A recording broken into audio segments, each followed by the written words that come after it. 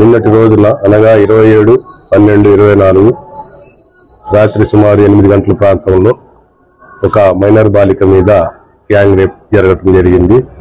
దాని మీద ఇనుకుదురు పోలీస్ స్టేషన్లో కేసు నమోదు చేసి దర్యాప్తు చేస్తా ఉన్నాము. కానీ కొన్ని మీడియాల్లో కొన్ని ఛానల్స్ లో ఆ పాప యొక్క కాళ్ళు చేతులు బంధించి రేప్ చేశారని, అలాగే రేప్ చేసిన వాళ్ళు గంజాయి బ్యాచ్ అని రావటం జరిగింది. కానీ అవన్నీ కూడా వాస్తవాలు కాదు.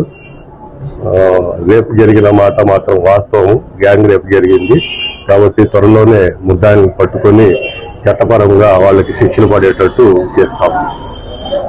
కాలు చేతులు కాదని మీరు ఎలా వస్తున్నారు? పాపను ఎలా తీసుకెళ్లారని పాప కొద్దిగా షాక్ లో ఉందండి. మా ఉమ్మన్ ఎస్ఐ గారు కూడా విచారిస్తా ఉన్నారు. షాక్ లో ఉన్నది. మళ్ళీ డీటెయిల్ గా విచారిస్తాం. అమ్మాయి సుమారు 4 ఉండొచ్చింది అనుకుంటున్నామండి. ప్రస్తుతానికి ఒక 2 అదుపులో తీసుకున్నామండి.